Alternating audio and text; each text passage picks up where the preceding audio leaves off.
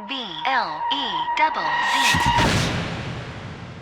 Yeah, man, what is up, my purples? We're doing a little extra bonus episode right here because I want to talk about a single release that I just produced for All Jag Want called Min Ganja, which means in Swedish, my ganja. Marijuana, what you call it. With this song, All Jag Want is taking a political stance against the very restrictive and repressive narcotics politics we have in Sweden nowadays, which is why this song is so important, not only for me, but for everyone, really. Here's my thing. I know everybody thinks just because I'm a little wacky, I'm a little goofy, I'm on drugs and shit like that, which is actually not the truth. But let me tell you my story about my personal journey with marijuana and the whole Swedish view on it, politically and from a health standpoint. I started smoking weed when I was about 14 or 15 years old, and I loved it. It was just as I had expected, you know. I was heavily into hip-hop, listening to all these people glamorizing the drug, talking only good about it. So I was like, why are they telling me in school that this makes you jump off a balcony and that this drug will make you go insane, get psychoses, get overdoses, and die? It's a gateway drug. Once you take that first puff, you'll go over to heroin and stuff like that. I didn't buy the whole thing, so I went completely against it instead.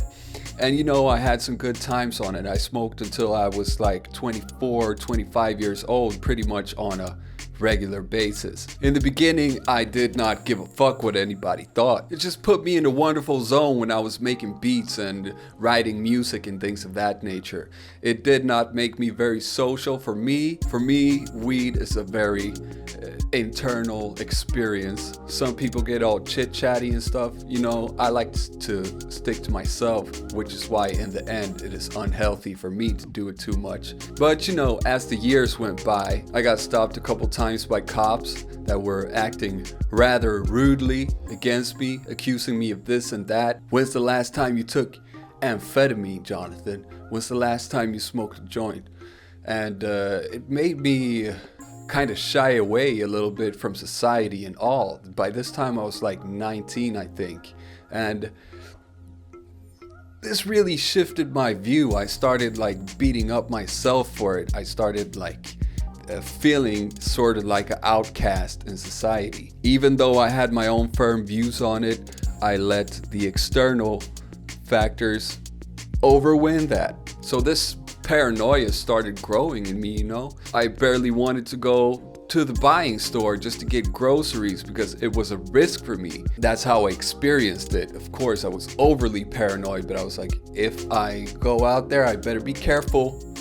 I might get stopped, I might get fined, I might get consequences, I might lose my job, etc. Ultimately made me feel very bad psychologically. And my theory personally is that it was the pressure from society that made me feel this anxiety and this stress.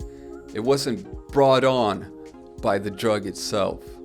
I don't condone drug use, and there are very many negative side effects with it, but I believe in harm reduction rather than criminalizing good old kind people who are doing nothing but good and relaxing with a joint every now and then. I think that is very harmful. So I think what we need to do is follow the example set by other countries who have started to open their eyes up to regulating it, taking the money from the criminal organizations, putting it back into better things, and harassing kids out there. Because that's what it's been here in Sweden, a fucking witch hunt.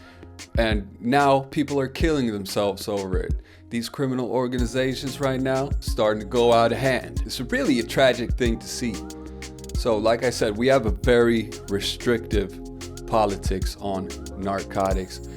You can get jail time. Most likely you will get fined a big amount. If you're caught with possession, it's gonna go on your record. You're gonna have a harder time getting employed. They're gonna take your driver's license. It's nothing but negative effects right now how it is. So I wanna urge you to check this song out to help Sweden out with this terrible drug politics we have nowadays. I've been smoking since I was 24, 25, right about around now. just because I can't. It made me shy away from society, and the risks for me were not worth it. And in a way, that's their ultimate goal with the repressive politics, scare people into not doing it. But, you know, to me, I feel more like they caused the problem in the first place. They made it a problem. And it's time we change these ancient rules we have around this. And most people are not gonna give a fuck. If they wanna smoke weed, they're gonna do it. So even though I'm a sensitive person like that, most people aren't.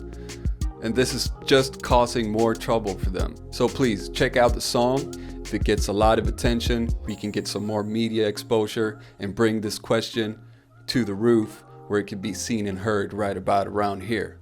Desperate SOS calls from help from out of Sweden. Okay, bye-bye.